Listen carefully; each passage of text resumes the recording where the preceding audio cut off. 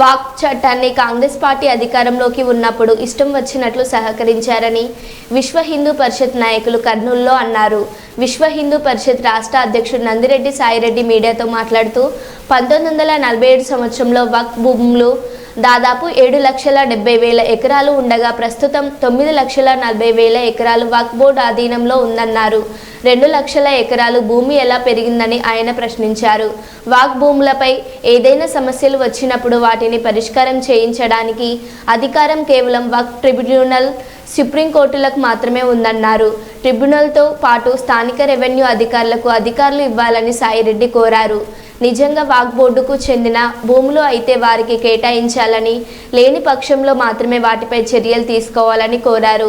కేంద్ర ప్రభుత్వం తీసుకొని వచ్చిన నూతన వక్ఫ్ చట్టాన్ని ఏకగ్రీవంగా ఆమోదించడానికి అన్ని రాజకీయ పార్టీలు మద్దతు తెలపాలన్నారు. ఈ కాంగ్రెస్ పరిపాలనలో వాళ్ళకిష్టం వచ్చిన రీతిలో, వాళ్ళకిష్టం వచ్చిన పద్ధతిలో హిందువులకు అన్యాయం జరిగే విధంగా, ఒక్క హిందువులకే కాదు ప్రతి సిటిజన్కు అన్యాయం జరిగే విధంగా చట్టాలు మారుస్తూ వచ్చారు.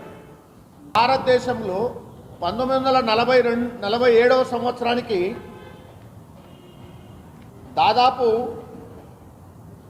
7,70,000 ఎకరాలు వక్ఫ్ బోర్డులో వాళ్ళు స్వాధీనం చేసుకున్నారు.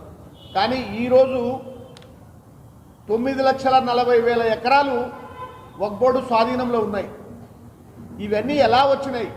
వాళ్ళ తాతలు సంపాదించినారా? ఆ రోజు నుంచి ఈ రోజు దాకా 2 లక్షల ఎకరాలు ఎలా వచ్చినాయి? వాళ్ళ తాతలు సంపాదించినారా?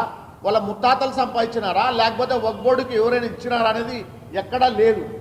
కానీ మాది అని చెప్పేసి వాళ్ళు చేసి తోటి సిటిజన్స్ను, ఒక్క హిందువులనే కాదు, ఎవడైనా ఒక ముస్లిం వాడు, ఒక వేరే మతం వాడు ఆడ వాళ్ళ ఇంటి ముందర జెండా బాతి ఇది మాది అంటే కూడా వాడు చెప్పుకోవడానికి వీల్లేదు. వాడు చెప్పుకోవాల్సి వస్తే కూడా వాళ్ళ ట్రిబ్యునల్ ఉంటుంది, వక్ఫ్ బోర్డు ట్రిబ్యునల్ అంట. ఆ వక్ఫ్ బోర్డు ట్రిబ్యునల్కి పోవాలా, దాంట్లో మొత్తము ముస్లిం వాళ్ళే సభ్యులు. ఆ దాంట్లో వచ్చిన అప్పీల్ చేయడానికి కూడా ఏ హైకోర్టు కూడా పరివి లేదు. అది ఎక్కడికి పోవాలా? సుప్రీంకోర్టుకు పోవాలి.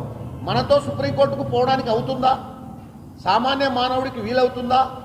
దీనేమంటే ఇప్పుడు పెట్టిన సవరణలో మనమెంత ప్రపోజల్ ఏం చేస్తున్నామంటే, ఆ ట్రిబ్యునలే కాకుండా జిల్లా స్థాయిలో జిల్లా అధికారులను ఎంక్వైరీ చేసి అది నిజమైనది అయితే మనకేం అభ్యంతరం లేదు. వాళ్ళ నిజమైన వక్ఫ్ బోర్డు కానీ లేకపోతే వాళ్ళ స్థలాలు కానీ అయితే మనకేం అక్కర్లేదు. అది నిజమా కాదా అని ఎంక్వైరీ చేసే అధికారం మాత్రము జిల్లా అధికారులకు, రెవెన్యూ అధికారులకు, మండల స్థాయి, జిల్లా స్థాయి, డివిజన్ స్థాయి వాళ్ళకు ఉండడము చాలా మంచి పద్ధతి. అది ఆ విధంగా చేయమని మనం అడుగుతున్నాం.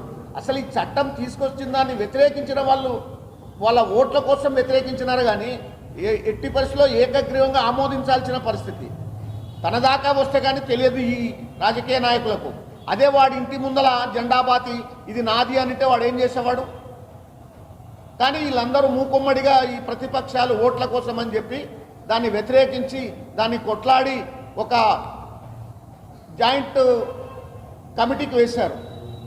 ఆ జాయింట్ కమిటీలో వీళ్ళంతా కూడా ఈ యొక్క అందరి ఒపీనియన్స్, పబ్లిక్ ఒపీనియన్ కాల్ఫర్ చేయడం కూడా మంచి సాంప్రదాయమే. మార్పులు చేస్తున్నారో ఆ మార్పులను మనం ఖచ్చితంగా అంగీకరించి అది పార్లమెంట్లో ఏకగ్రీవంగా తీర్మానం అయ్యేటట్టు చూడాల్సిన బాధ్యత మన రాజకీయ నాయకులు. మనమందరము ఒక ఒపీనియన్స్ అన్నీ పంపిస్తే దానికి అనుకూలంగా మనకు అది నిర్ణయం జరుగుతుంది.